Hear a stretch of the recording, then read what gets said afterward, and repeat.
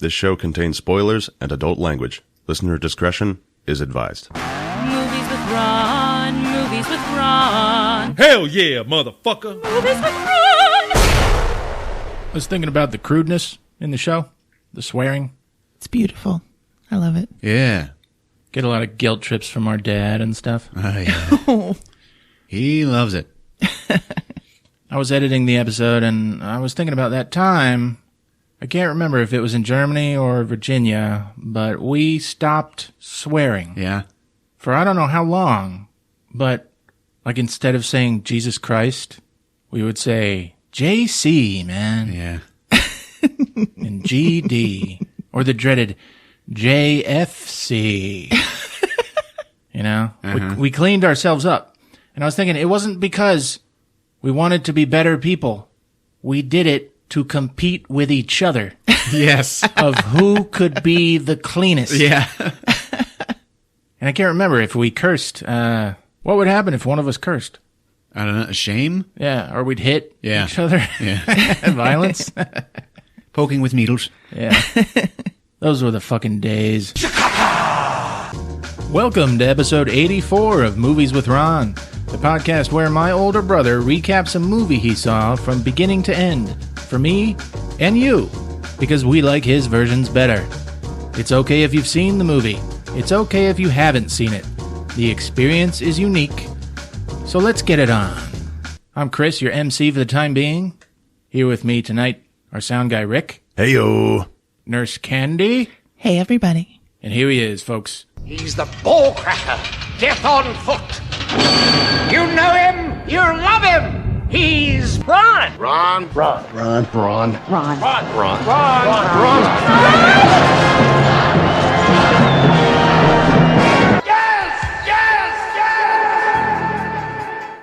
Hey, Ron. Hey, gang. Hey, Ron. Let's all congratulate Guillermo del Toro for winning the Golden Globe for Best Director. Yay. Woo. Way to go, man. Congratulations. The Shape of Water. I like fish, man. Natalie Portman was like, and here are all the male nominees. She really said that? Yeah. Wow. I hated that. Yeah. Everyone loved it, I know. but they got the perfect winner of Best Director, though, is the foreign guy who, like, does not care about anything but fishmen. Yeah. I mean, if I won, I'd be kind of pissed. But I'd go up there and be like, oh, gee, this is awkward. Yeah. Gee, thanks. How about that moment when James Franco strong-armed Tommy Wiseau and Yeah. didn't let him talk at all? Yeah, Whatever. It was his speech. that's true. But a lot of people were like, I wanted to hear what Tommy had to say. I wanted to hear it too, but it wasn't his time. Yes, congrats also to James Franco. And Tommy Wiseau. In an interview, he was just going to say, he said, I was just going to tell everybody they need to love each other. Right. And then right after he won, 5 women accused him of sexual harassment. Yep. Congratulations, James Franco. It is. Did you see the video of Harvey Weinstein getting slapped twice in a Arizona restaurant Really? and told he was a piece of shit? Oh, wow. Oh, yeah. I was wondering where he was hiding. Harvey, took it and just, slinked away. And the guy that he was with, he's the one who, got confrontational with the two guys. Yeah. And they were like, get the fuck out of here. And they, all right. And Harvey Weinstein was just in the background, okay, I'm leaving. And he gets slapped twice. It's kind of like baby bitch, bitch slaps. It was a wussy slap. Yeah. He knew he was being filmed. It wasn't going to have full-on assault. Yeah, exactly. Just enough to where the cops would see the video and be like, well, he deserved it. All right, there's a Kickstarter out there. Uh-huh. Candy, you know what Kickstarter is? Yes, I do. Crowdfund projects. People donate money. This guy wrote a script. He must have been listening to our show, man, because it's called The Henchman. No shit. Yeah. And the whole kind of summary tagline. He doesn't go into the synopsis, but it's, what do the henchmen do when the boss gets killed? Yeah. And the Kickstarter is not to fund the film. Uh-huh. All right? Now, he has a hashtag, which is Get the Henchman to Will Ferrell. Wow. Yeah. And it's like $50,000 he's trying to raise to get this script in Will Ferrell's hands. And that is all. Wow. Yeah. That's awesome. I mean, a lot of people criticize him like, what the hell, $50,000? But, I don't know. Kickstarter is supposed to be for like creative kind of shit like that. Yeah. I'm kind of excited. He's got $5,000 so far. Cool. How much did you donate? He stole our idea, so fuck him. All right.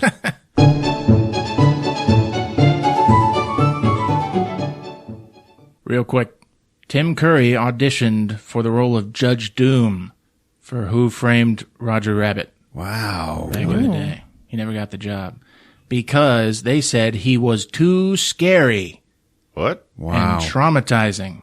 Like they were looking for a nice middle ground with Yeah. Judge Doom. Yeah. 'Cause what's his name? Christopher Lloyd. Yeah, who did it like pretty perfectly. Like he did the cartoon zaniness with a real life bad guy. Yeah. Kind of like straddling that thing. Tim Curry, man, just traumatized the whole fucking crew Wow. with Judge Doom. Fucking Pennywise. One of these days you're gonna die laughing. Alrighty then. So Ron, we've got like slow weeks coming up Yeah. with stuff coming out in theaters. That's right, man. So we're gonna do a few requests. Can I put in a request? No.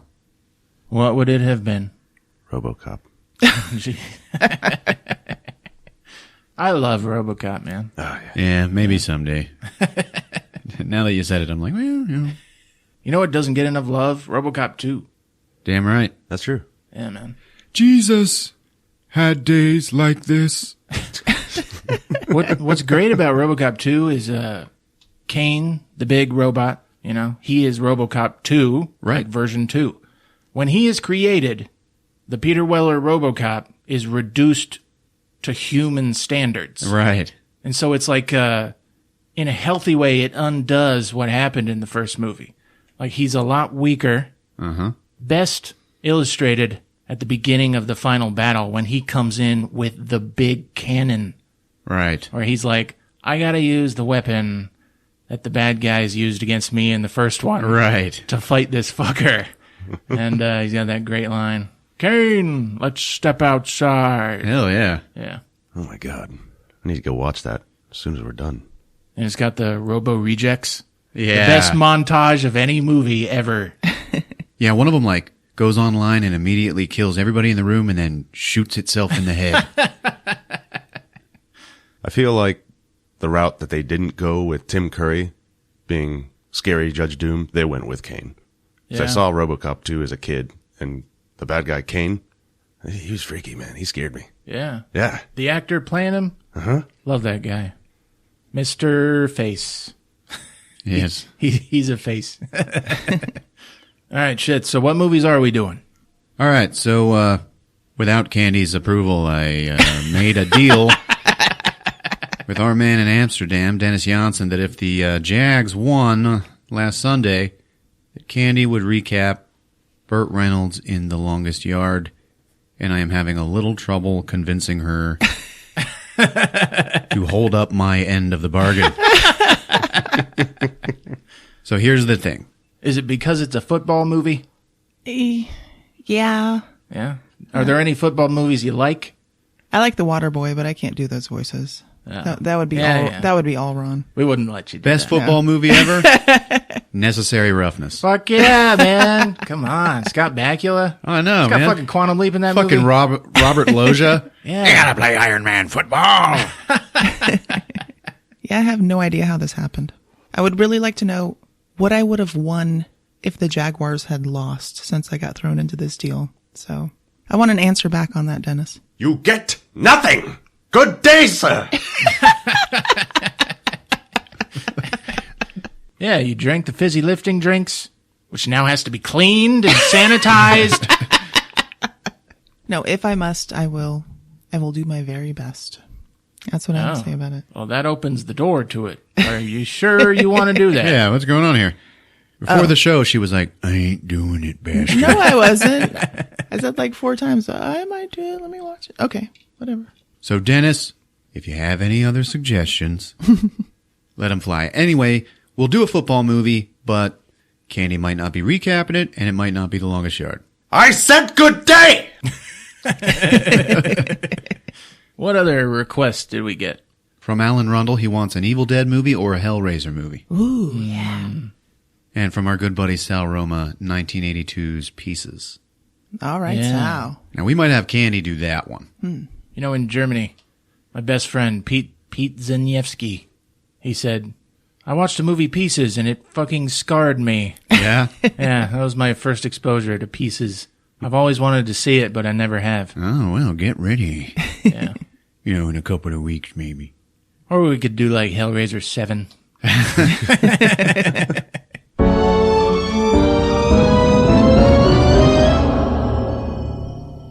All right, so keeping with the theme of this week's movie, I was thinking about it, and I was thinking how much I love psychics in cinema.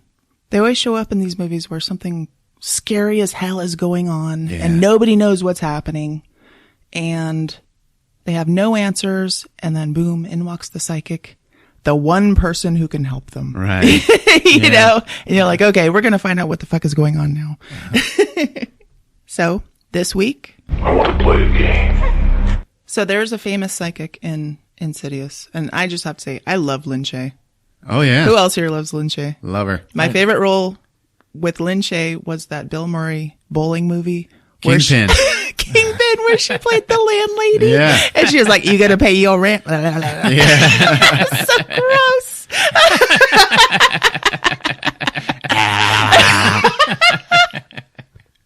Wasn't she in Something About Mary as well? Yeah, she was the her roommate, the big leathery lady. Yeah.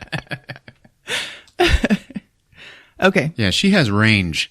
She does. She does nothing but make any movie she's in better. But this week, the gentlemen of Movies with Ron are going to be playing Guess That Psychic. Oh, God. Are we guessing the psychic or the movie? Here's the rules. I'm going to give you a line from a famous and not so famous psychic in film. You are going to guess the movie for 1 point. And if you can guess the name of the psychic, you get an extra point. The character name or the actor name? Character name. Oh, Candy. I thought this was genius. I loved it. Psychics in film. There are so many. It is genius. Aiming a bit high, though. With the You character names. You guys are going to be fine. You'll be fine. Okay. Number 1. I'm like racking my brain for the name of the psychic in You're Poltergeist. going to be fine. I'm like getting ready to lose. Well, you might as well accept it now.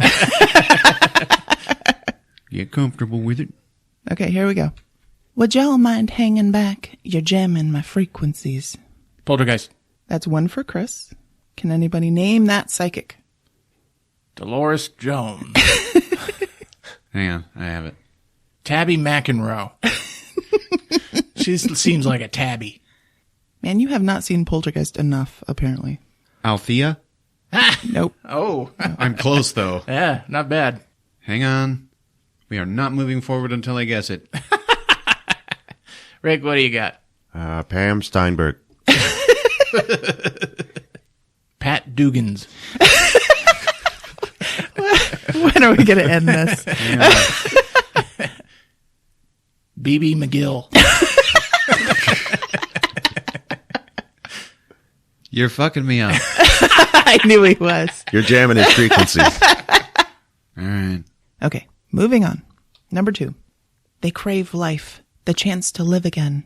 But there are other entities who are malevolent and have a more insidious nature. Oh, Chris got that one. Yep. Robbed again. Who can name that psychic? Elise. Very good. 1 point for Ron. Elise Rainier. I want another point. Very good. No, Sorry. no. Sorry. He just saw the movie, Candy. Come on. Number 3. Those are the only 2 psychics I know? Number 3. I see a vision. Me. In your car. Going home. Just a little psychic humor. Conjuring. Nope. Huh. Damn, guys. All right, guys. That was Zarabeth from Witchboard. Jesus Christ. Yeah. Lord. Yeah. You guys suck. Yeah, okay. Shit. You remember that movie we watched when we were 6? You remember everything. Looking 6 years old. I remember the tits. Yeah. Number 4. I'll just tell her in my own way. Molly, you in danger, girl. Ghost. Very good. 1 for Ron. Name that psychic. Nope. That was Oda May. Number 5. Are you the child killed by the coal cart? What is your name? Joseph. How did you die, Joseph? Conjuring. Nope. Conjuring 2. Nope. Insidious 2. Nope. Insidious 3. Nope. I'm gonna give you another line. You have suffered a cruel loss, John Russell. You've lost a wife and child. The presence in this house is reaching out to you through that loss. Haunting in Connecticut? Nope. The Legend of Hell House. Nope. The Changeling. That's it. 1 point for Ron. Now, the psychic's name is Leah, but I don't even think he said it in the movie anywhere. So we all get a point. Points for everyone. Number 6. I like this game. I don't know what hovers over this house, but it was strong enough to punch a hole into this world and take your daughter away from you. Poltergeist. Oh, that's 1 point for each. This is the last chance you get to name that psychic. Tangina. Tangina. Damn. Tangina. Good old Zelda Rubinstein. That's right. All right. Number 7. He's the one that's kept me from the chapel. He's the one that made it seem as if Daniel possessed the cat. The Legend of Hell House. You got it. Can anybody name her? That's Florence Tanner. Number 8. You said that God brought us together for a reason, right? And I'm pretty sure it's not to write a book. Conjuring. That's it. Name that psychic, Chris. I don't know. That's Lorraine Warren. Yeah. Yeah, there you go. Number 9. Listen to me. Call it off. There's gonna be an accident. You want to kill your own son? Here it comes. The ice is gonna break. Dead Zone. You got it. Yeah. Damn. Good job. Name that psychic. Christopher Walken. Nope.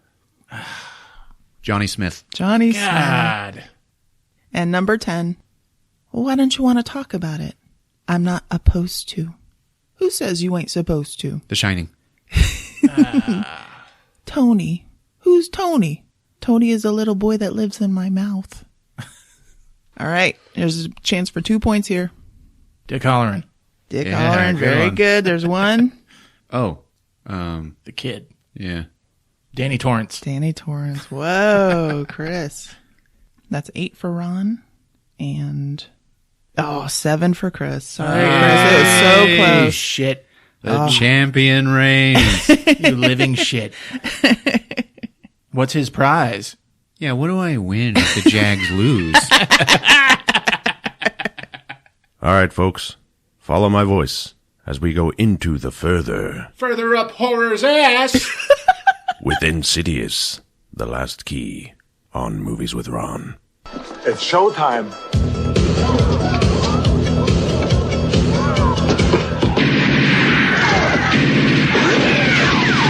You know it. Ready to get it on. Get the people out. Come on, get the people out. Check this out. I saw this movie in an early afternoon showing, so I don't really know what this means, but I was the only one in the theater. Oh. Yeah. So the first thing I did was I kicked off my shoes, pulled down my pants, and tested their security. You know? Yeah, they were watching. You get put in movie jail. Like at a theme park, you go to theme park jail. They put you in movie theater jail, but they play the movie that you Yeah. paid to see. You just don't get to really hear it. Yeah, he took his pants off. What do you want to do? I let him watch it, I guess. Whatever, it's getting comfortable. 3 or 4 more times, you're out of here, pal. Yeah. Yes, sir. Yes, sir. So we got like 3 logos, right? And then, oh, they don't waste any fucking time. Insidious. the last key. And then we see a keyhole. And there's light coming out, and then we, the audience, travel through the keyhole. And we settle on the gate of a prison. And we see we are in Five Keys, New Mexico in 1953. And right around this prison is like houses and shit, okay? Like absurdly close to the prison. Somebody in the prison's like, lights out! And, you know, it's like nighttime. And we settle into one of these houses that is like, seriously, probably about 200 feet away from a fucking prison. Inside the house, there's a guy, and he's watching TV. You guys know who Josh Stewart is? No. Oh, is he that guy? Yeah. He kind of looks high all the time. Yes. He's actually really great. I love him. Yeah, he was really great in this. Yeah. He was in The Collector. Yeah. Have you seen The Collector? No. Ah, good horror movie. And he's the dad of the family, and he's one of the prison guards. And he's like, it's after work. He's sitting there. He's watching something about Stalin, okay? When all of a sudden the lights in the house start like flickering, bzz, bzz, bzz, bzz, bzz, bzz, and his little son, Christian, walks into the room, and he's like, what? They're frying someone, Dad. He's on the Hades Express. And the dad is like, man, don't fucking talk like that. Death ain't something to celebrate. Sitting on the floor is a little blonde girl. She is a cutie, and this is Child Elise. Oh. And she's drawn a picture of the guy who was just killed in the electric chair. And she's just like drawing it, and she gives a full bio of the prisoner that just died. His name was so-and-so, and he bashed his wife's head in with a hammer. His last meal was prime rib, and his last words were, go to hell. Oh, wow. The dad looks over like, what the fuck? The mom is doing dishes. She looks over like, oh shit, she's doing that thing again. Okay, that's it. You kids, time for bed. Let's go. They go into their bedroom, and there's fucking toys like all over the floor. She's like, you guys fucked this place up. No, we didn't do it. Well then, who did? There's a little boy, and he's always been here, and he likes to play with our toys. Oh shit. All right, listen. Elise, you have a gift, okay? And I believe you. You see ghosts and shit? Yeah. Well, you have a gift. And some people are afraid of that gift, and those people are your daddy. He doesn't like that shit, so we're going to keep this between us. All right? She's like, yeah, okay. All right, good night, guys. She turns off the light. Christian is already scared. Mom, don't turn off the light. Well, hang on. Don't you remember what I just gave you? And he holds up his little silver whistle. It's hanging around his neck. And she's like, yeah, see that? I gave that to you, so if you get scared, all you have to do is blow it 3 times, and she blows it. No matter where I am, I will come running. So you gotta save it for when you really need me, okay? Okay. So she turns off the light, and they're sleeping in bunk beds, okay? And there's curtains in front of the bottom bunk. Elise is in there, she got the curtains closed, and she's like playing with her flashlight. She can hear Christian on the top bunk like creaking around, and she's like, hey, are you asleep? No. Do you ever think about the people who die in the electric chair? Yeah. Where do you think they go? I know where they go. You do? Where? They go into the dark. Right then her flashlight goes out. She's like, the fuck? So she opens her curtains a little bit and sees Christian asleep on a chair across the room. Ooh. She then looks up at the top bunk, which is still creaking. And there's like, you can see the weight of somebody on the mattress. Oh. And she's like, oh, fuck. Damn. She climbs out and looks up at the top bunk, and there is a person under the blankets. You can see that it's, puffed up. She gets up there, and she just, like, touches the blanket, and it just pushes down, like it was being held up by air. And she's like, oh, shit. And then Christian on the chair wakes up, and he's like, fuck are you doing? Right then, a little kid goes running across the background. It's fucking scary. And they're like, oh, fuck. They look around the corner to where this kid would have gone, and there's nobody there. Now there's some creaking coming from the closet. Elise walks up to it, and she's looking at the clothes in the closet. And remember, it's all dark, and the clothes start, like, moving around. Christian's like, hey, why don't you leave it alone? Elise just says into the closet, you're the one who made all that mess, aren't you? Yes. And Christian's like, holy shit! And he just runs into the bunk bed and closes the curtains. He looks for his whistle, and it's gone. He's like, oh shit, where the fuck is my whistle? Elise just starts talking to this ghost. She's like, well, there's a little boy in the closet. We're not going to hurt you. Why don't you come on out? I'm not in the closet. And then there's a fucking face right behind Christian in the fucking bunk bed. And it's like, ah! Oh. And they're like, ah! They fucking start screaming and shit. Shit. Downstairs, the dad is like, what the fuck is happening? He busts in and he has got his child-beaten cane. Oh. What the fuck is going on in here? So he busts in and Elise is like out of bed and standing there, and he's like, what the fuck is going on, Elise? Are you doing your bullshit again? Did you see a ghost? And she's like, yeah, Daddy. And he grabs her and he's like, all right, listen. All you have to do is say no, okay? Now I'm going to ask you again. Did you see a ghost? Yes, Daddy. They're all around us in this house. There's so many of them. Oh. And he's like, all right, that's it. And he makes her put her hands on the wall. No. Okay, she has to assume the position, and the mom is already in the bedroom doorway, and she's like, no, please don't. And Elise is like, Daddy, no. She's crying and shit, and he's like, shut up. Fucking beats the shit out of her. Like, hitting her across the back and shit with his fucking heavy cane, right? Oh. And then he picks her up, throws her over his shoulder, and starts walking out of the room. And the mom is screaming, crying. She's like, no, take me instead. And he's like, get the fuck out of my way. You don't tell me how to punish her. Takes her downstairs. Elise is like kicking and screaming and crying, man. And he fucking locks her in the basement. Oh, God. She's at the top of the basement steps with the door closed, and she can kind of see through a crack in the door. She's like, Daddy, no, please don't let me in here. Please don't leave me here. No. And he gets down to the crack and he's like, you can follow my rules and live under my roof, or you can break them and live under my floor. Oh, shit. Yeah, man.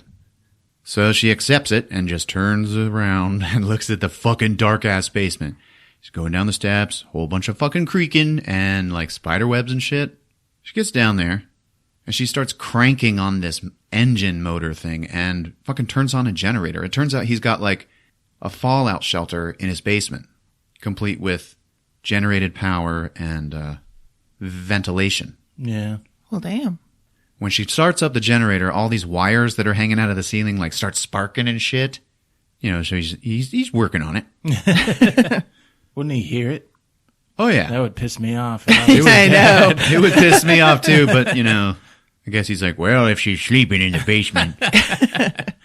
She's walking around exploring, and we see in the background a gas mask with a big, long hose on it. Oh, cool. Anybody know the significance there? Yes. And then, pow, the fucking lights go out. And she's like, God damn it. And then she just hears, are you scared of the dark? And it's like, oh, Jesus Christ. Who is that? Don't be afraid. I can make it light. She turns around, and there is this red door in the basement, and there's light shining through the keyhole. It's really fucking bright. She gets down and looks through the keyhole, and she just sees a big, long hallway with nothing but doors. Who is that in there? Why are you down here? My daddy put me down here. Your daddy doesn't treat you very good. I'll treat you good. Just open this door. There's a key hanging on the wall right next to you. Elise looks up. Yep, a fucking key. All right. And it's one of them old-timey keys. Yeah. Only you can open this door. You're more powerful than you know. I want you to help me open all the doors. Oh. And she's like, yeah. Why am I talking to this fucking what the fuck is happening here? I guess I better unlock the door. So she fucking takes his key and unlocks it. And then the key just falls to the floor. And the door starts. And then the creepiest fucking hand comes around the bottom of the door to find the key that she dropped. And it is nasty. Ooh. And there are fucking keys sticking out of its 4 fingers, and then the thumb absorbs the one she just dropped. Oh. And as it moves its hand, when the keys scrape on the door, they like spark. And it's like, fuck. Goddamn monster. Then the hand creeps up, grabs onto the door, and just pushes it open. We don't see what's behind the door. We just see Elise's reaction. And as soon as she sees what's behind the door, her fucking eyes go into the back of her head, and they're all fucking white, and she's just like... She is like fucking possessed. The house starts fucking rumbling. Blah, blah, blah, blah.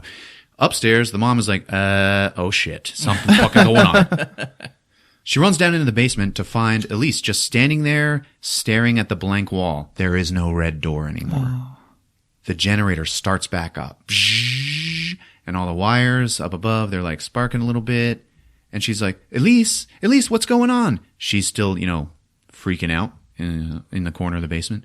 One of the wires comes down and wraps around the mom's neck, yanks her up into the air, and fucking starts choking her. She's dying. No. Damn.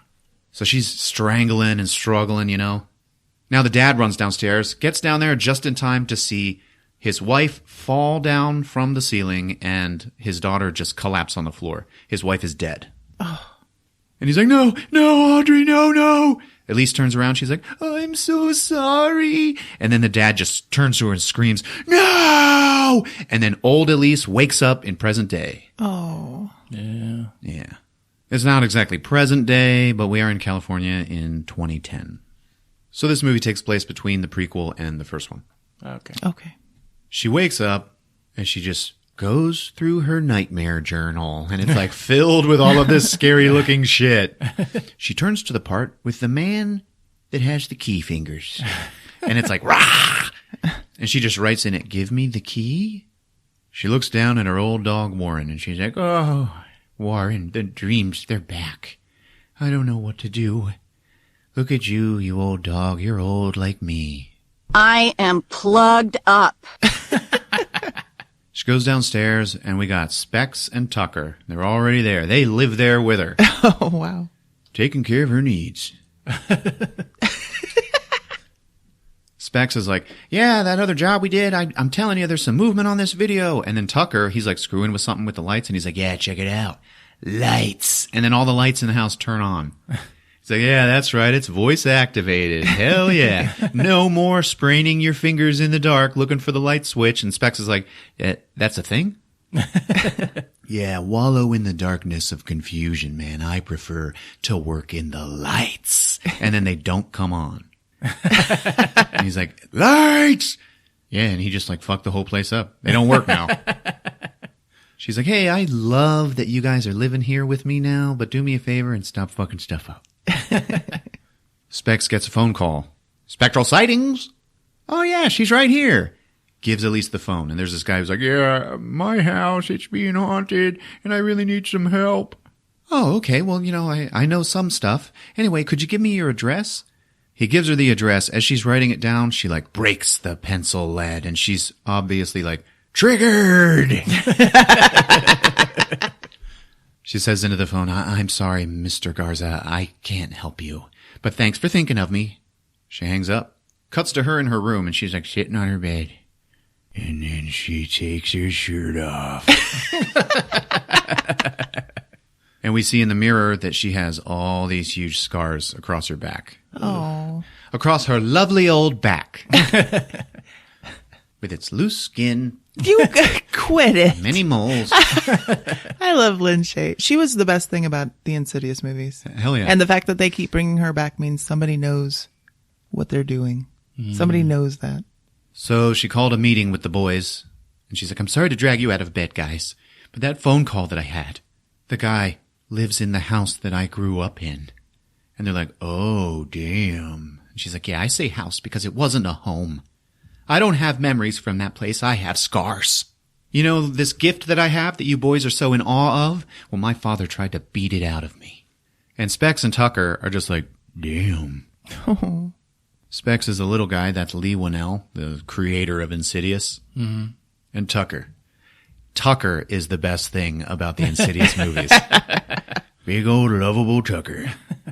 My mother died in that house from something that I let into this world. And that's why I never want to go to the further again like I did for Quinn. And that is our one reference to Insidious 3. Yeah. Oh. Whatever that thing is, it's going to hurt Mr. Garza, and I have to help him. All right, well, let's pack our shit up and go. No. This one, I need to do alone. So the next morning, she's like, back in her car. When,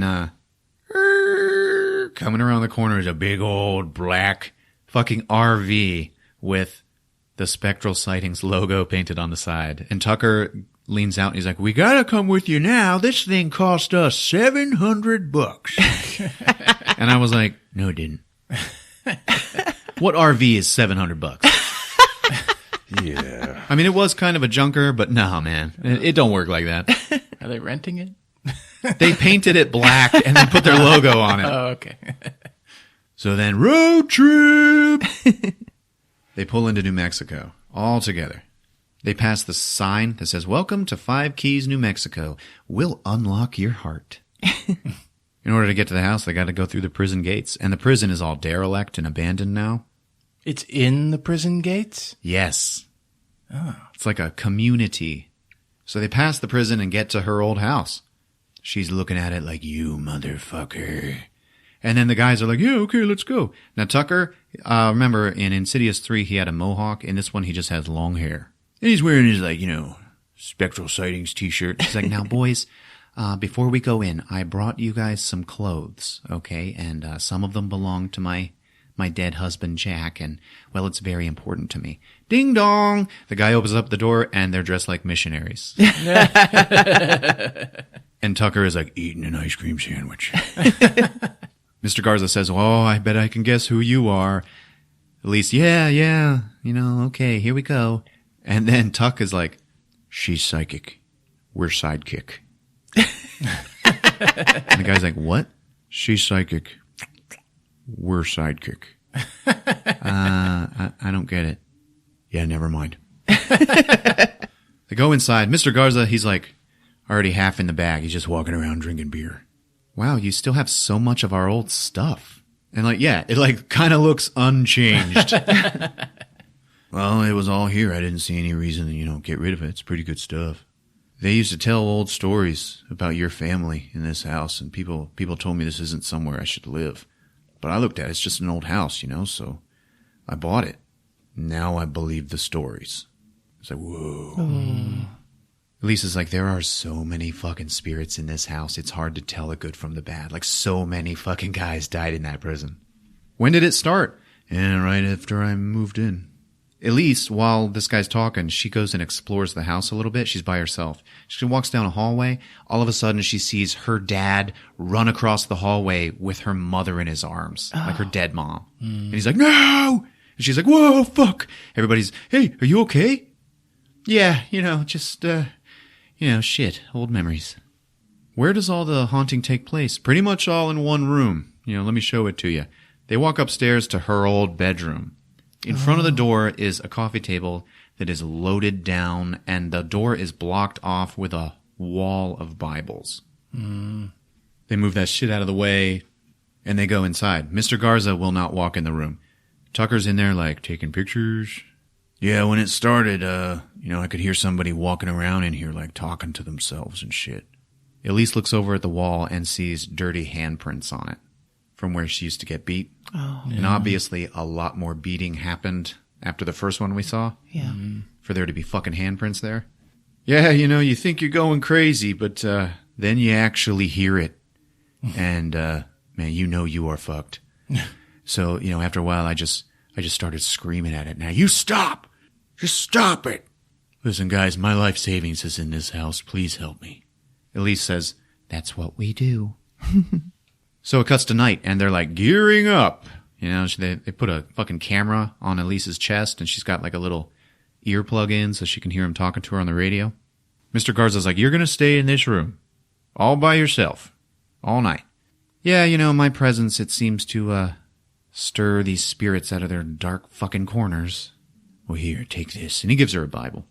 So he shuts the door. She's in there by herself, and they start testing the comms. And we see Tucker and Specs in the RV, and Tucker has made Specs a pair of glasses with lights on them. Here, you go. Lights. Elise, in her bedroom, starts hearing creaking around her. And she hears this little... She starts looking for the sound. We see, the video of her camera feed, and it's all yeah, it's black and white, and it's scary looking. It's dark in this room. She gets down under the bed and finds her brother Christian's whistle hanging from the bottom of the bed right in front of the air conditioning vent. Oh. So that's blowing through the whistle just a little bit, and that's the sound she heard. Wow. So she grabs it. She's like, holy shit, this is such a big deal. This was my brother's, and he lost it when he was 6 years old. She puts it on herself. She's like, safe now. And Lynn Shay, she's so earnest. She just looks like, yep, she actually does feel safe with this whistle on. So she's walking around the room, and we see behind her there is a silhouette of a fucking man standing behind her. Jeez. And it starts walking closer to her. She turns around. She's like, oh! She shines the light on it, and it's her dad's old uniforms, like hanging on hangers. Oh. But that fucker was walking towards us. Yeah. So it's her dad's prison guard uniforms. She's looking at it. She's all like, triggered and upset. So she touches it a little and then runs her hand down it and touches his old keys. And as she touches them, they shock her. Oh. She hears something. She looks underneath the door to the hallway where we can see the light coming in. Yeah. And there's obviously somebody standing in front of the door. Mm-hmm. She goes and opens it up. Nobody there. She's like, what the fuck? She walks out into the hallway, looks downstairs, sees a shadow run out of sight. So she's like, okay, something going on. I'll follow it. She goes downstairs. She's walking through the laundry room and she's going real slow. And Tucker's watching the video and he goes, stop, go back. She turns back towards this shelf and he's like, oh, all right. Well, what? What was it? Oh, nothing. I just thought I saw some feet. Feet? Like on the shelf? Yeah. All right, keep going. She's walking through this dark laundry room, and on the video feed, we see this fucking woman standing against the wall. Yeah, like right in front of Elise. Jeez. Hold it, Elise. There is a woman in there. She's right in front of you. I don't see her. You are headed right for her. I don't see what you're seeing. And then Elise puts her hand out in front of her, and Specs goes, you are about to touch it. And Elise cannot see this woman in front of her. They can only see it in the video. Just as she's about to touch her, she disappears and then reappears right behind Elise's shoulder, puts her hand around her neck and goes, help her! Damn. Yeah. Elise is like, holy shit! Oh my God, the whistle on my neck, it's gone. She took the whistle. Mr. Garza busts in and he's like, what are you doing in here? A ghost led me here. I don't know what's going on with her. I don't know why she said the words help her. But I know I've seen this ghost before when I was 16 years old. And then we got a flashback of like teenage Elise and Christian. And they're like scrubbing the floor in the hallway. And they hear a noise around the corner in the laundry room. Elise goes and we just see her looking into the laundry room. We don't see in the laundry room. And she just goes, hi. Christian's like, what the fuck's happening? There's somebody in the laundry room. No, there isn't. Yeah. And she says into the doorway, my brother doesn't believe you're here. Will you come out so that he can see you? And now we see what she's seeing, and it's that fucking ghost. Yeah. Just this girl who looks all dirty and shit and dead, just like standing in the doorway staring at Elise. Then the dad walks in. He's like, what the fuck's going on here? Elise is like, there's somebody in the laundry room. Dad goes in, looks around, don't see nobody. No, there isn't. And then he like gets that I'm gonna beat the shit out of you look. And she's like, you can't punish me for this. I didn't ask for this.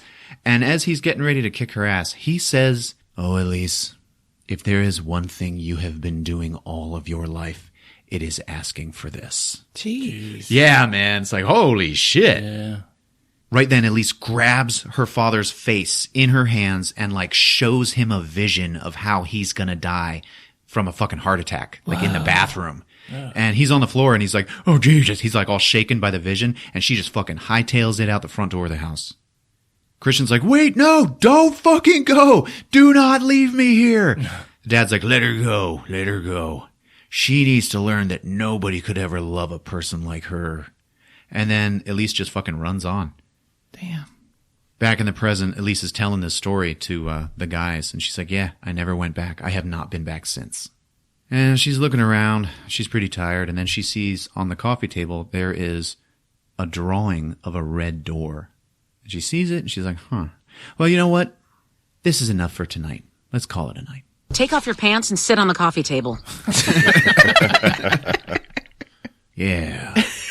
Whatever you say, Elise. Finally. What do we do now? So it cuts to the next day, and Elise and the two guys, they're in a diner. And she's like, oh, yeah, me and Christian used to come here all the time as kids. It's just such an awesome thing. And then these two hot blondes walk in, and they're young, 20-somethings. And Elise looks at them, and she just cannot stop staring at them, and she just starts fucking smiling. And they're like, what the fuck are you looking at? And she's like, oh, no, you know what? I'm so sorry. You just look so much like someone I know. And then Specs and Tucker, they're like, oh, shit, women. All right. And Tucker, he is awesome. He stands up and he's like, yeah. We're paranormal investigators. And the girls are like, oh, wow. Yeah, we're all, and Specs, he's trying to say we're ghost hunters. Yeah, we're a lot like cops. Only we don't arrest humans. And the girls laugh. Oh, that's so funny. And then Specs goes, I'm funny too. Sometimes I'm known to be pretty funny. And then Elise is like, okay, whoa, guys. You are making us look like fools here. Oh, no. You guys are fine. And then their dad walks in. Old white-haired dad. And they're like, hey, Dad, what's going on? Elise turns around. She's like, holy shit, Christian. Oh, wow. And he just looks at her and he's like, what the fuck? And he is pissed. He's like, I got nothing to say to you. Oh. Please, Christian. I thought this might happen and I didn't know what I was going to say, but I am still your sister. And then the two girls are like, what? Oh. That only means something to me if I make it mean something, and I say it means nothing. You, as a kid, you scared the shit out of me. You scared me to death with stories about a monster behind a red door, and then you fucking left, and you abandoned me with a real monster, our father. Oh. And he fucking leaves. He's like, fuck this. He's like, girls, let's go. But we just got here. I want chicken and waffles. It's good here. He leaves. Elise chases him out there. He's driving off. She's fucking crying. And then one of the girls, Melissa, their names are Melissa and Imogen. Both blonde beauties. Mm-hmm. Melissa's like, hey, you know what? He's never told us about his childhood. He has never even told us about you. Oh. So they're actually pretty excited to meet her.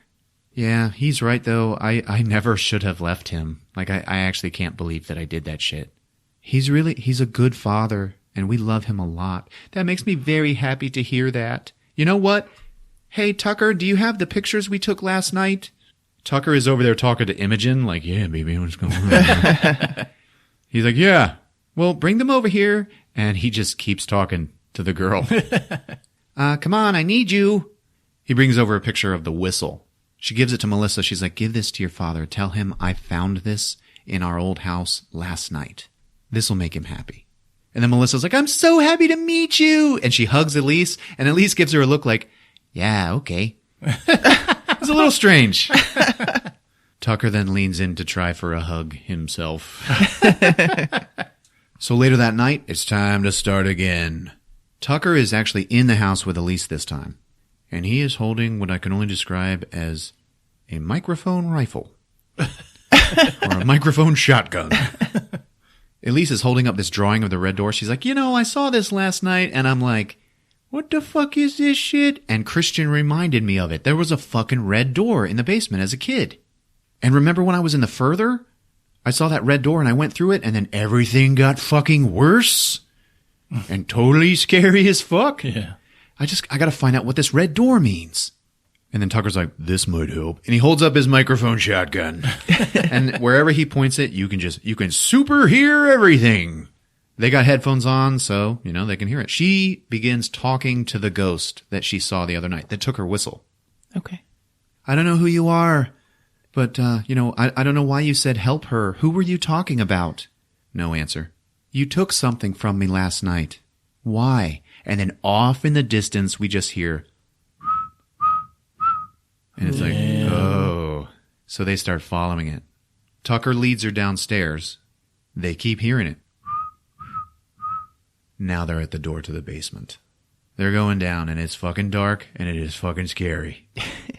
Elise, looks up at the fucking wires hanging from the ceiling, like, yep, that's where my mom died. Fucking shitty. Oh. Their only source of light is Elise's flashlight, okay? All of a sudden, oh shit, it's coming from behind this wall. She walks over to this big blank wall, okay? And we know that this is where the red door was. Yeah. She puts her hand up on it, and she's like, is that you? Whistle once for yes and twice for no. Are you the woman that I saw last night? Is there an entity in this house that's trying to hurt Mr. Garza? Are you that entity? Is there something that you need to show me? Is it behind this wall? Big, long fucking whistle. And they're like, oh, fuck.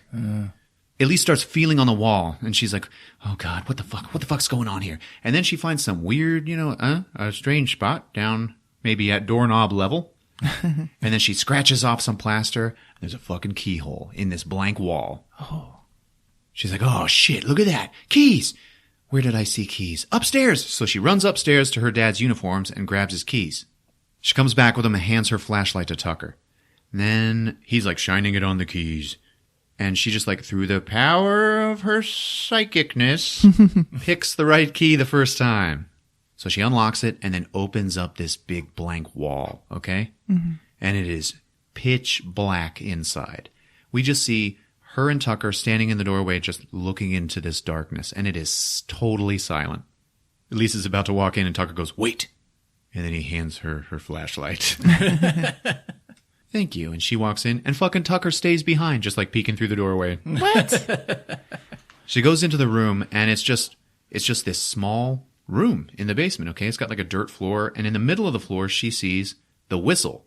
And then she runs her light into the corner, and there is the fucking ghost girl. Oh. And she's all like dirty and shabby, and she's wearing like a white nightgown, and she is on her hands and knees in the corner of the room, like facing the corner. We don't see her face. And she's just, it looks like she's praying, okay?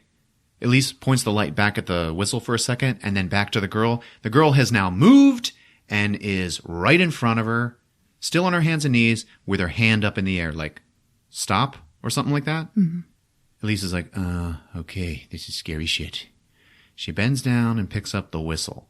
And she decides to blow the whistle. She puts it in her mouth, and just as she's about to blow it, the fucking ghost girl comes right up next to her face from the other side and goes, help her! Jeez. And it's like, holy shit. She looks down. Now that girl is crawling towards the flashlight that she just dropped.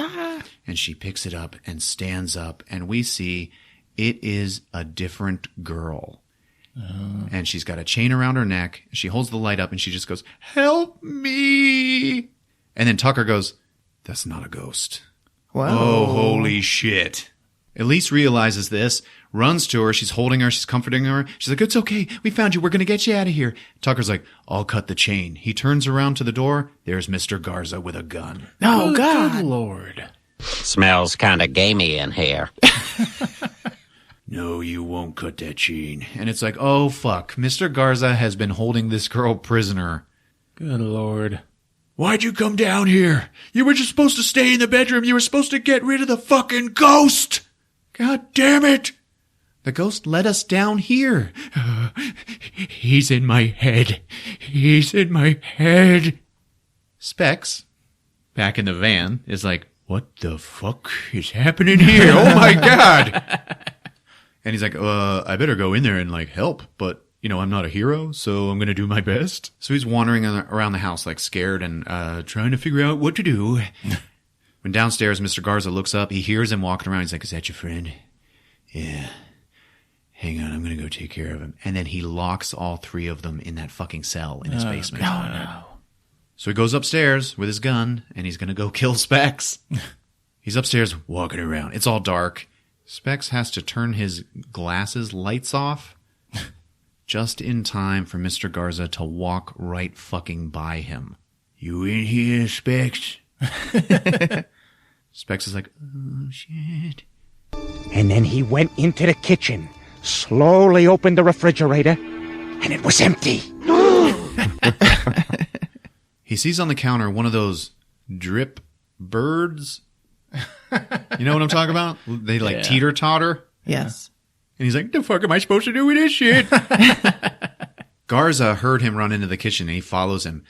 Now there's no Specs, and there's no bird on the countertop. And he's looking around. And then he gets hit from behind by Specs, who then sees that Garza dropped his gun. He goes for the gun, but Garza gets it first. And Specs is like, okay, I'm just going to run. And he runs. He hit him. He got the drop on him, but he kind of failed. Yeah. All right. So, okay, time to try it again. So now they're creeping around the house again. Garza's looking for him, and now he sees the lights from his glasses like moving around in the next room. And he runs in there, and he sees him, and Specs has taken his glasses and put them on the little bird so that they move. Oh, yeah. And he's like, what the fuck? And then Specs hits him from behind with something else, and he just falls right to the floor. And Specs immediately grabs this big, giant fucking dresser and slams it down, and it crushes his fucking head. Like, it pops it. Oh, God. Good That Lord. fucker, that fucker dies quite violently. And Specs is like, oh shit. And it just cuts to, okay, the cops are here. And they're like taking the girl from the basement outside, and her and Elise share a look. And then we see Specs, who's just like sitting down like, I just fucking killed a guy. In like the most unbelievable way. Elise walks up. She's like, you know what, honey? There are all kinds of demons in this world, and some of them are alive, and you just fucking stopped one. Okay? Yeah, okay. And Tucker's like, damn, Sam. He pats him on the back. Good job, buddy. All right. Let's call it a night. The cop was like, y'all don't leave town. I'm going to need to get your statements. So the next day, I guess they're off doing that because no one's at the house when Christian drives up with his 2 daughters. Oh. Christian breaks into the front door of the house. The daughters are like, Dad, what the fuck are you doing? I've got to find it. It's in here. It's a little silver whistle, okay? Help me find it. I need it. And while that's happening, Elise is in the police station giving her statement to the cop. And she's having to explain what she does for a living. I'm a psychic and I catch ghosts and stuff like that. And he's like, yeah, okay. She's like, I can tell that you are weirded out, but I'm telling you, to me, it's just a day job, okay? Yeah, okay. Only this time it was different. This time the haunted house was my house. Damn.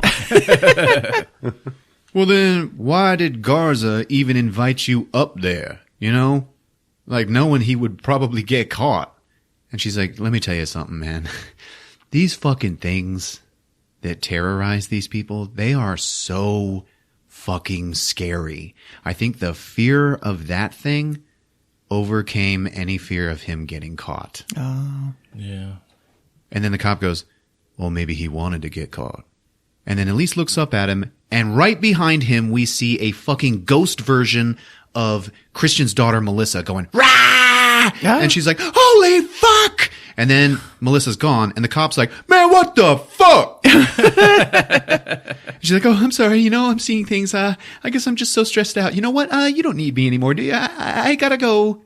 So she leaves to hurry back to the house because one thing is clear, Melissa is in trouble. Now we cut to Melissa, and she has split up from her sister Imogen, and, they're all walking around the house trying to find his fucking whistle, wherever the hell it is. She makes her way down into the basement because she heard her father yelling, Melissa, honey, down here, I found it. Oh, okay, Dad.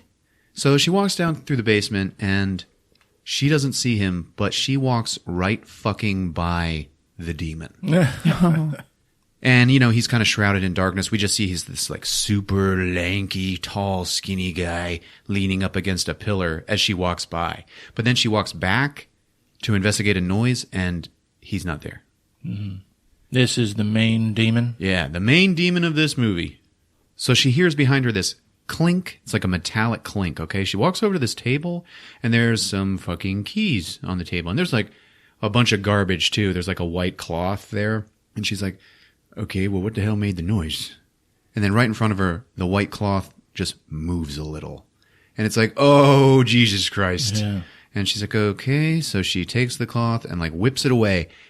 And it's the fucking demon key hand just on the table. And she's like, what the fuck? And then it flings up and fucking pushes her in the chest. And she goes flying back across the basement and lands on her back. And like, she's very winded. She's like, oh God. And she like looks to the right, and then out of the shadows from the side of the basement comes this fucking skinny, long-haired motherfucker. And he's like crawling out of the darkness, and he's crawling across the floor towards her, and he's doing that weird elbow thing where all of his joints are like perpendicular, and he looks like a spider. Yeah. You know? And his face is all fucked up and shit. You don't see a whole lot of it, okay? But he like crawls over to her and gets up on top of her. Then this motherfucker has keys coming out of every one of his fingers, okay? Yeah. And when he rubs them on shit, they fucking spark. You know, it's all menacing. Despite the fact that there are keys coming out of only his fingers, this guy's name in the Insidious universe is Keyface. He doesn't have any keys on his face. What he does have is the skin over his nose and upper lip is gone. But there's still like meat there. So like you can see his top teeth and just the 2 skull nose holes, you know, for his nostrils. And he's all like, he looks like Eddie from the Iron Maiden things. So Melissa starts fucking screaming because this motherfucker's up in her face. And then he like raises his hand up in front of her and extends one of his key fingers and then just pushes the key into a hole in her neck, which opens up for it. Wow. Okay. And then he just turns his hand and it locks. And as it locks, her screaming stops. And then we just hear, Oh, jeez. and then she's like, what the? You can't hear her. Her voice is locked, but she's like, what the fuck? And then he puts his finger up to his mouth and he goes, shh. And it's like, oh, Jesus. And then he extends another finger. His pushy finger. And this time he jams the key into her heart. And as soon as he turns that, she just goes limp and is like, dead? Anyway, right then it cuts to Christian and Elise running down into the basement and finding her there. Now her shirt's not opened up anymore, you know, for the key in the heart. And she now has a chain and a lock around her neck, but she's laying on the floor in a coma. Yeah. And Christian's like, call an ambulance! So they're taking Melissa away in the wambulance. And her dad's like, come on, Imogen, let's go. I'm staying here. What? He doesn't have time. He's got to jump in the ambulance and leave. So Imogen's talking to Elise, and she's like, all right, what the fuck's happening here? I let a demon into this world when I was a kid, and that is what has got her, and it has fucked everybody's lives up all these years, and now, tonight, I'm gonna find it, and I'm gonna finish it. I can see things too. What? Yeah, ever since I was a little girl. Like one night I was sleeping and I was flying and I went into my neighbor's house and I talked to her and she said that she was leaving to go to the next world. And in the morning I told my dad about it and he was like, she died yesterday. Oh. And when I told him my story, he wasn't too happy. And we haven't talked about it since. So Imogen sees ghosts too. Nice. Insidious 5. All right, let's get started. Jan, jan, jan, jan, jan, jan, jan, jan. So they're all in the house, and she's like, you know what? Okay, I'm going to try to make contact with every spirit in this house so I can try to find this motherfucker. I'm going to need things that were important to Garza. Anything. You know what? He had that red Bible. Look around for it. You, Specs, take Imogen upstairs and look for it. Tucker, you come with me. We're going to the basement. So, Specs, he gets to go to Bible camp with the hottest woman in the world, and I get to go to the basement with you. Well, you're the only one I trust to go down there with me. And he's walking with her, and he just goes, don't fucking patronize me. So upstairs, Spec and Imogen, they're like going through all this shit, looking for a Bible, right? And Spec finds an old vintage comic book, and he's like, whoa, it's vintage. And Imogen's like, yeah, that's real cool, man. He's like, what? You know, I mean, you got to have hobbies. You got to have a life, you know, you got to enjoy your life somehow, you know, go on, dates. And then Imogen like looks at him like, oh yeah, you want to put your disease in me? Meanwhile, downstairs, Elaine and Tucker are in the basement and she's like looking at the big generator with the big ventilation ducts in it. Okay. She's like, there's something in there. I can feel it. Something in there that ghost girl, she wants me to find it. So they go up to this big vent that has a grate and a fan over it, a big fan, which is not running at the moment. She looks in and sees something white. She's like, I need that. Would you take off this grate? He's like, yeah, hang on. And he pulls it off, and he reaches in to get this white thing. And we see it from inside the vent. His arm in the middle of this giant fan. And I was like, son of a bitch, no. In retrospect, I'm well aware he has 2 arms in the rest of the movies. But it still worried me. He pulls it out, and it turns out to be the ghost's nightgown. Oh. This is the ghost that was like, help her! Yeah. Yeah. He gives it to Elise, who then like holds it and then gets a vision of when they were kids, her dad walking down into the basement with like a glass of liquid, and he opens up this false wall, walks inside to a girl that is chained up in there, and it is this girl. And he's like, here, this will help you sleep. And she's like, please let me go. Please, oh my God, don't leave me in here. No. And he's like, yeah, good night. And then he just locks her back in. He was holding a girl down in the same cell, just like Mr. Garza. Oh my God. Damn. As her dad leaves, then we see that this girl, she lifts up her like water dish, and she's been saving a nail. She uses it to pick her locks, and she escapes the fucking basement. And now, so she's all like dirty and fucking gross looking and tired and fucking exhausted. And she's just like wandering around the house, like in the daytime, like trying to find a way out. She walks through the laundry room and accidentally knocks over a mop, which Christian and Elise hear while they are scrubbing the hallway floor. And Elise is like, whoa, did you hear that? Something's in the laundry room. And she goes over and she's like, hey, there's a ghost here in the laundry room. Oh, Christian's like, no fucking way. Hey, my brother doesn't believe that you're actually in here. Will you please come out to show him? And then we see that ghost. And she wasn't a fucking ghost. Wow. Good Lord. Her dad then busts in. What the fuck's going on in here? There's somebody in the laundry room. He walks in and looks. And this time we see that she just hid like behind the sink. And he totally saw her. And then looks back at his daughter and goes, there's nobody in here. And that's when she shows him how he's going to die, and then she runs away. Mm-hmm. Oh. Yeah. Now we see what happened after he went back in the house. He goes into the laundry room, picks up his cane, and beats that girl to death. Oh, no. Jesus. And as he does so, he's like, goodbye, Anna. And she's fucking dead. Oh. Now Elise, back in the basement, she's like, oh my God. She fucking wasn't dead. She wasn't dead years ago. She was alive. Oh my God. I could have fucking helped her. I let him kill her. Tucker's like, damn. That fucking sucks. Then Elise feels something on the nightgown. She looks down, and there is a thread going from the nightgown back into the vent.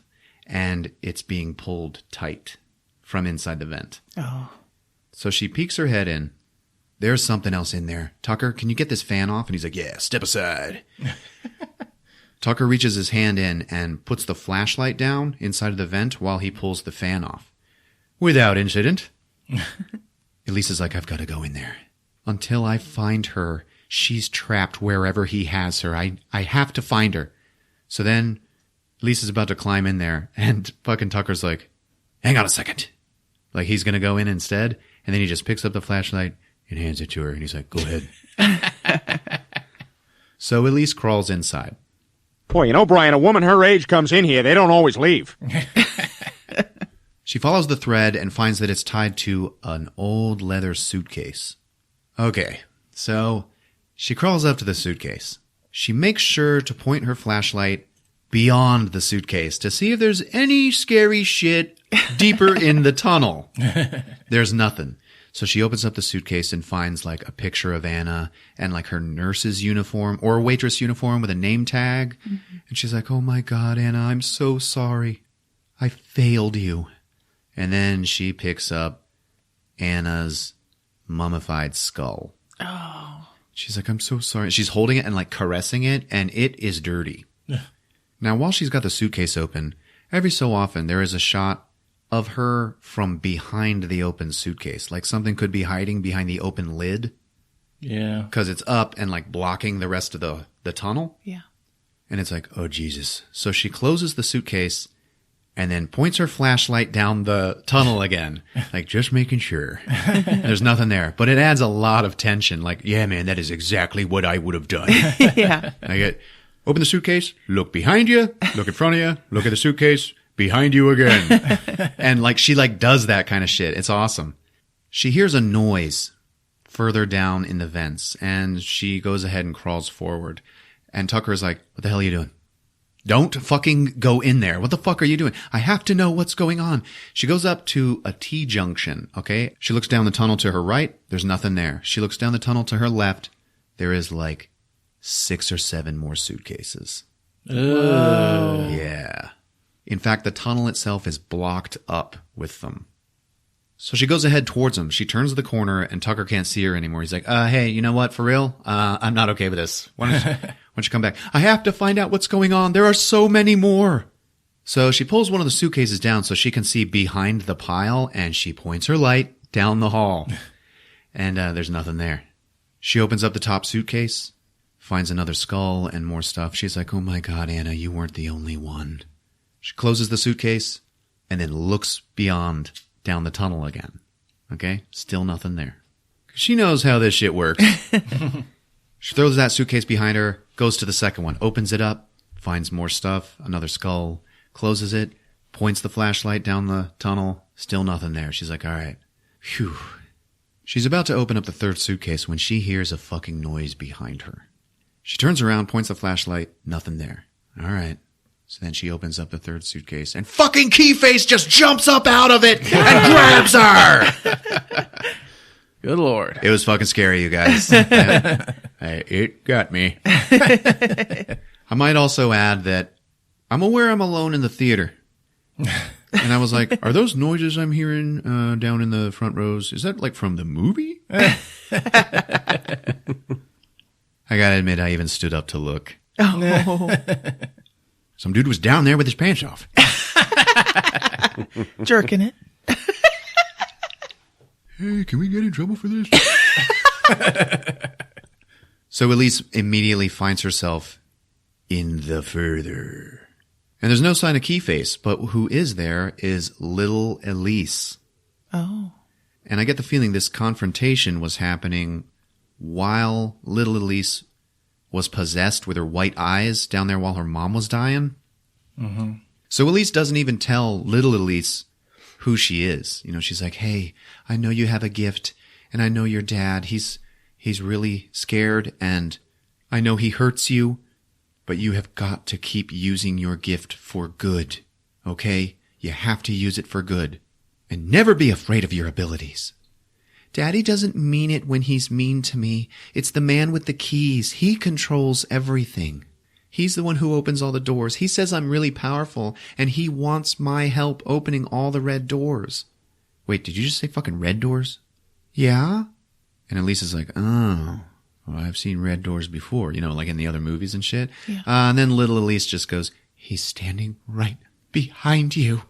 And then old Elise is like, oh, Jesus Christ. And then the key hand like comes around her and fucking grabs her. So Elise yells to the little girl, run! And I was like, hey, why didn't you tell her your dad's got a prisoner in the basement? But it cuts to Tucker and Specs, and they're like carrying comatose Elise out of the basement and dropping her on a couch. Imogen's watching this, and then she's like, so what the hell's going on? Oh, she's in the further. Okay, she's like in the fucking astral plane, and somebody's going to have to go in there and get her out. And Tucker and Speck are like, man, I'm not doing it. You know, man, I don't even know how to do this shit. Imogen's like, I'll go. So Speck's like, okay, you know what? Then I'll need to hypnotize you. Have you ever been hypnotized before? No. Oh, good. Well, then you won't know if I'm doing it wrong. And Tucker is watching him try to hypnotize her, and you can tell that Specs is just like, he's just in love with her. He's like, okay, so close your eyes and imagine that your body is made of water and you're in the ocean. And then Tucker's like, that doesn't make any fucking sense, man. What? What do you mean? If her body is made of water and she's in the ocean, she is the ocean. You know what? Do you want to do this? Yeah. Yeah, I'll do it. So Specs gets out of the way, but he like puts his hand on Imogen. I'll still be right here with you. Tucker sees this and he's like, don't touch the subject, please. And he takes his hand off her, but he doesn't leave. And he's like, back away. And then he pulls out a metronome and he turns it on and it's like click, click, click, click. And he points his flashlight up in his own face, like he's telling her a ghost story. And he's like, all right, now close your eyes. And he's actually like pretty intense while he's doing this. It's like, oh man, Tucker, you know what you're doing, buddy. Good. Nod if you can hear me. She nods. I'm going to count down from 5. And when I say now, and then he counts down from 5. 5, 4, 3, 2, 1. And we look and we see Imogen is in the further. She's got her eyes closed. Tucker counts down from 5. And then he's like, when I say now, you're going to open your eyes. And he kind of fades away, right? And we just barely hear him say, no. And she opens her eyes and she sees that, oh, okay, I'm in the fucking further. Yeah. She stands up and turns around and sees her lifeless body still sitting there with its eyes closed. Then she looks across the room and sees Elise's comatose body on the couch. So their spirits are off wandering the further. Imogen turns around and there's Anna's scary-ass ghost. Fucking depressed, dark-haired, scary girl. You know, like from The Ring and every other fucking movie. Oh, yeah. And she just looks at her and she's like, I'll help you.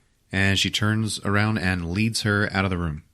She picks up a lantern, which is our only source of light, you know, besides everything being pretty much blue. And she leads her into the basement up to the cell wall, okay, with the keyhole in it. Mm-hmm.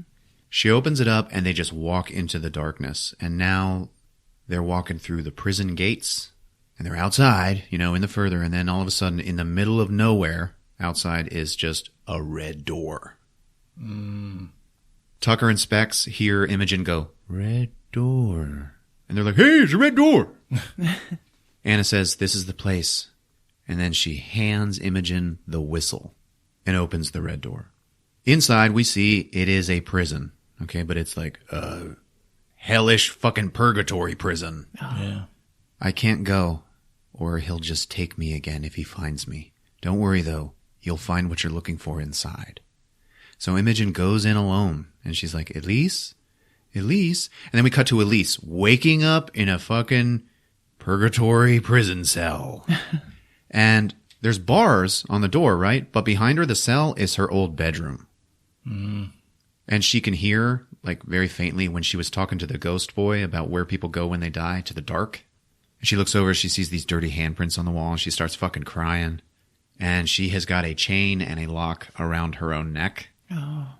So she gets up and walks over to the bars and looks down the hallway as best she can, and it is just an infinite hallway of more prison cells. Wow. Coming up the hallway, we can hear him scratching his fucking key fingers against the bars, and they're like sparking and shit. Keyface is coming on down. He passes Melissa in another prison cell, who's just on her knees fucking crying, not having any idea what the fuck's going on. Keyface stops at the cell across from Elaine's cell, and he puts one of his fingers in the door, and then turns the lock. At that point, that cell lights up, and we see Elise's father sitting in front of his television, you know, just watching TV, like the first time we ever saw him. Yeah. And then he gets up, and he's in his prison uniform, his guard uniform, and he like walks towards the door. And we can hear her memory of him going like, if there's one thing you've been asking for your whole life, it's this. And then her dad walks up and leans over and puts his hands on his cell wall. Okay? Mm-hmm. And behind him is Keyface with the big cane. Whoa. Yeah. And Elise, just her cell door opens and she walks into his cell. And then Keyface turns and looks at her and then holds up the cane. Jeez. Oh. She does not waste any fucking time. She just picks it up. She just takes it from him. And he's all like scary looking, like, here you go. She looks at her dad and he turns to her and says, you killed your mother. Oh. And that's all she needed. She starts beating her father. Wow. And she starts going crazy with it. Like she's beating the shit out of him. Yeah. We can see Keyface is like, yeah, yeah. And like his key hands are like making fists like, yeah, he's getting off on it. He loves it. Yeah. While she's beating him, her dad is like, He's in my head. He's in my head. Right about then is when Imogen wanders and sees what's going on. Sees Elise fucking beating her own dad, okay? But Elise heard what her dad just said. He's in my head. And that is exactly what Mr. Garza said. Okay? So she stops beating him and she looks back over at Keyface and she's like, You're drunk, okay? You're drunk. Give me your keys.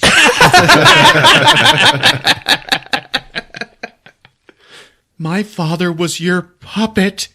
Well, fuck you, man. I'm not gonna feed you with hate anymore, demon. And then she like fucking steals herself and looks up at him and she's like, you can fucking starve. And I'm not putting the F word in myself.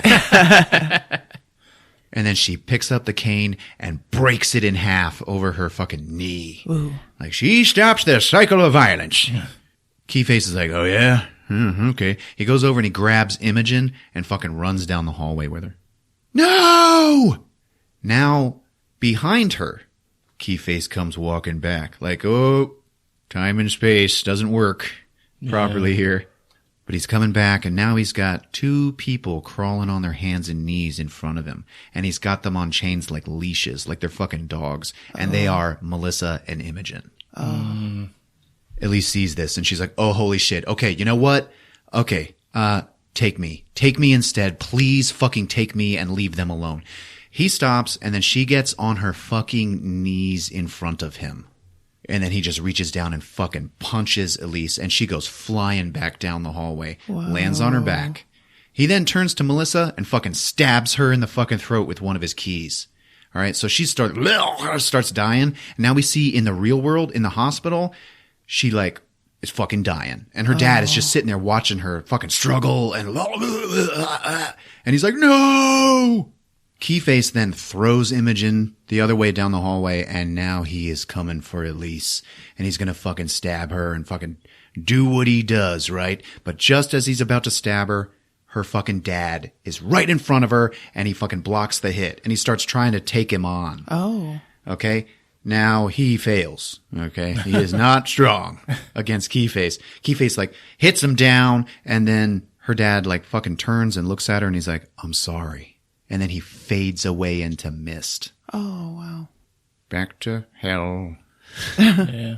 Then Keyface is like, oh, all right. And then he fucking jumps on Elise, okay? Fucking holds up his key finger right in front of her throat. Imogen sees this, and she's like, oh, fuck, what do I do? And she reaches into her pocket and pulls out the whistle. Oh. Keyface then puts his finger into Elise's throat and locks her voice. It's like, click. And you can see she's fucking trying to scream and she is freaking out. Now he's gonna fucking stab her in the heart, okay? Imogen screams out, Elise! Elise looks over and then Imogen throws the key to her, but it lands just out of her reach. Just as he's about to stab her, Elise holds up the half of the cane that she broke and stabs that fucker right in his fucking eye. And he's like, rah! And that gives her just enough time to fucking grab the whistle. So then she fucking blows that shit. And then out of the darkness comes Elise's mom. No. And she comes running up to fucking Keyface. And she says, hands off my little girl. And then fucking hits Keyface and he just goes flying off into oblivion. And he is vanquished. Nice. She bends down and picks up Elise, who is looking at her like, holy shit. Mom, oh my God. And then her mom fucking unlocks her throat. And she's like, she can talk now. And she's like, Mom, oh my God. I don't have the words. I know, honey. Right then Imogen is like, Melissa is fucking dying. Okay. And Melissa's still like struggling, blah, blah, blah, spitting up all this blood and shit. So Elise picks her up with Imogen and her mother leads them through the hallways. And they're looking for the door to get back into the hospital so they can get Melissa back in her body. They're searching doors. They're fucking opening doors left and right. They open one, okay? And Elise looks into this door and sees little Dalton from the very first movie in the attic of his house, standing up on a ladder when one of the steps breaks and he falls. Oh, yeah. Damn. And then he just like sits up and turns and looks right into Elise's eyes. Yeah. And Elise is like looking at him And then she shuts the door and keeps going. Damn. So if you remember in the first movie, when that happened, he like looked to the right and there was just like shadows. Yeah. Okay. And we were like, oh, there's a fucking demon in there. He was looking at Elise. Oh, Nice. that's cool. They find the door to the hospital and Elise is like, Melissa, go get back in your body. Everything's going to be okay. So she goes and jumps back into her body, wakes up in the real world, and her dad is like, holy shit, babe. Oh my God, thank God. And then Elise turns to her mother and she's like, Mom, oh my God, I fucking love you. She's like, yeah, I know, baby. You know what? It's time to say goodbye. And it's pretty fucking sad. She's like, keep helping people, okay? She's like, yeah, all right. And then her mom just turns and walks off into the fucking darkness. Oh. So then Elise and Imogen, they go and they jump back in their bodies. And they wake up in the real world right in front of Tucker and Specs. And Elise sits up and she's like, oh, you can't get rid of me that easy. No. She's spunky and spry. They drive to the hospital. They reunite with Christian and Melissa. Everybody's fucking happy. And then Elise holds up the whistle to Christian. She's like, I believe this is yours. And he's like, oh, thank you so much. You know what? I'm not going to feed these demons any more fear. I'm the one who's been feeding them by shutting you out. And for the first second, and when he said that, I was like, you've been feeding the demons. Whoa. We got a twist. And then he says, by shutting you out. But it's fine. They just start hugging. Then Specs walks up to Imogen and he's like, you know what? And he just kisses her. Damn. She kisses back. Tucker is watching. And he's like, God damn it. And then he looks down at the hospital bed at Melissa, who's like laying there and her face is all cut up and shit. And he like kind of puts his hand on his own face and then leans down on the tray near her bed. And he's like, so, Melissa. And she looks at him and smiles like, yeah. And then he just points at her Jell-O and he goes, are you going to eat that? And she's like, go ahead. And then he eats the Jell-O like the movie shows it. Cuts to them walking outside to get in their RV, which is parked right in front of the fucking hospital and has a parking ticket on it. And Tucker's like, you know what? He gets the fucking girl and I get a fucking ticket. And Specs is like, I told you shouldn't park here. Yeah, you should listen to your buddy. Ha ha ha. And so they're all happy. And Elena's like, you know what, guys? And she's walking next to him and she's got her arm around each one of them. And she's like, you know what? I was afraid of dying before. I really was. And I'll tell you that really, I was afraid that I was going to die before I had a family again. And they're like, yeah? Well, you guys are my family now. Oh, cool. Thanks, Mom. So then it cuts to nighttime, and Elise is in bed, and the nightmares are back. You can see that she's like tossing and turning. And in her dream, she sees little Dalton, who's like in bed, like, oh God, I'm scared. And then his parents, they're in their bedroom, and they're like talking about, oh God, he's having so much trouble. You know what? What are we going to do? I don't know. And then again, we see Dalton in bed, scared, in front of his window. And then we close in over Dalton, and we just keep closing in on this window, this dark fucking window. And it gets closer and closer. And then the fucking lipstick face demon goes, rah! And, I'll tell you, even though I knew it was coming, it still got me a little. And Elise wakes up in bed, and she's like, oh, Jesus. Oh, what the hell was that? And then her phone rings. She answers it.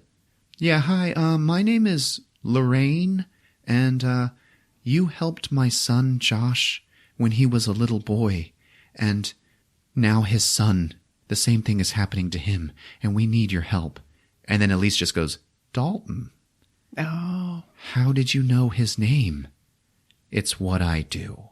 And she smiles, and she's like, you tell Josh I'll be there in the morning. And then we just hear some ticking, tick, tick, tick. And then we cut to credits. And the whole theme of the credits is there's metronomes all over the fucking place. Oh, wow. And that's it, baby. Woohoo. Nice. Yeah, there you have it. Insidious, the last key on Movies with Ron. Very good, Ron. All right. Yeah. Thanks. Rick? Sounds like a pretty good movie. Yeah, it's pretty good. I love these Insidious movies. You know, people are saying that they're great. Like a lot of the critics said about this one, you know what? It was a good movie, and Lin Shaye, man, she is amazing, but I really think Insidious has just run its course. And I don't agree. Yeah, I'm okay. I'm going to be okay with these forever. They're not the greatest movies of all time by any fucking means, but I always enjoy them. Yeah, that's the whole thing with Insidious was it was Lee Whannell making a big world. Yeah. Especially with The Further. Yeah. Because his whole thing was like Poltergeist. When they go into Poltergeist further, you don't really see what's going on. Right. And he wanted to like break those tropes. Yeah. And if you watch the first two movies, it is all about breaking the tropes because it's a little boy that gets in trouble. Yep. And then the key to saving him is his father. Yeah, not his mother. Oh, yeah. That's true. Horror movies were too female-centric back then. Oh. And he kind of did that. And you can see The Further. Uh-huh. The psychic dies at the end. Yeah. They switch houses, and they still get haunted. Yep. Yeah, and there's also a big daytime scare. Yeah. Yes. So, I know they lost a lot of good actors with the third one. Yeah. The third one still kind of breaks those tropes because the girl is crippled the whole time. Yes. And she's still like, they still make a movie about her. I know. Like, she still moves around. It's a cool movie. I love the third one just as much as the first two. I don't know, with this one, it's all Elise, and she's like, old is sin. And that's your main character, you know? Yeah. So... she's the only one that will come back. But you know they're like expanding her family now, so Yes. I hate psychics. Why do? is that? You mean all psychics or like Except Insidious. I even hate like the psychic stuff in The Conjuring. What sells The Conjuring to me is the family and the faith. Sure. Like Insidious. I don't particularly like the family in Insidious. What family do you mean? Patrick Wilson? Yeah. I love all the actors. I really do, and they did fine, but I wasn't all that emotionally invested for them. Why I like the psychic stuff in Insidious is because, well, you have the two nerds who like make it a science, and there is a mythology to the psychicness. Yeah. And so it's nice seeing it. Psychics in other movies is just like a superhero. It's like superpowers. Yes, exactly. And it sucks. I like seeing like real people solve their problems. Yeah. And, like in other Well, ones. with supernatural stuff, real people can rarely solve their problems.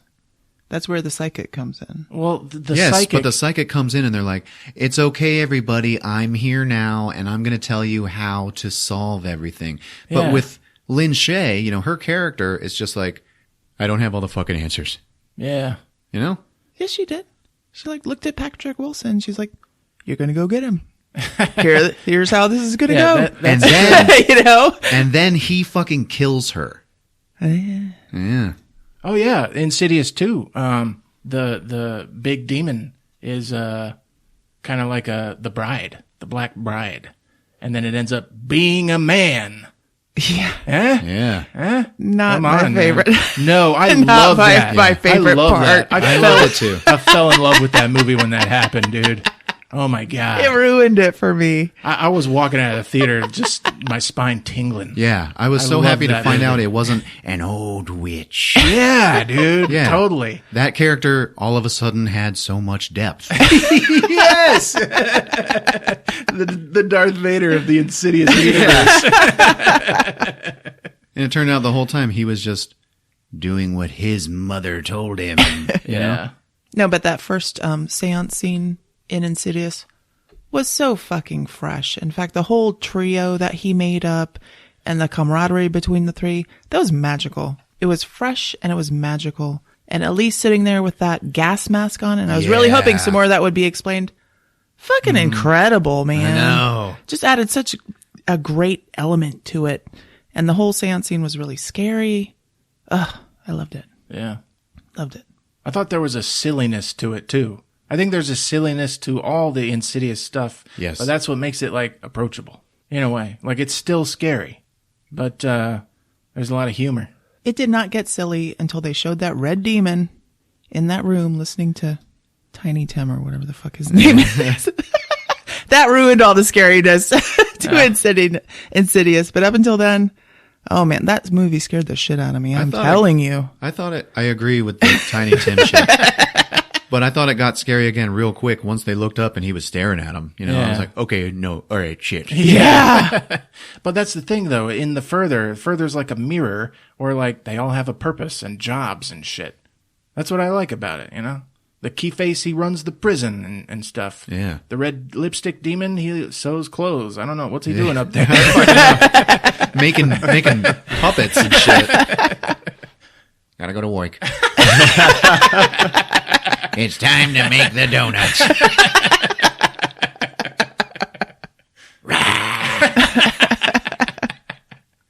All right, folks, you've made it this far. If you're on iTunes or that Apple Podcasts, leave us a rating and review. We'd really appreciate it. Check us out on Twitter, @MoviesWithRon. We got a Facebook page. It's been fun. Yep, we love you. See you guys. Take care. Movies with Ron.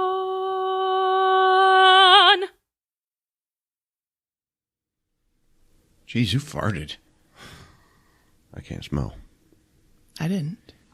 It was me. Ah, good Lord. Smell like soup in a dumpster.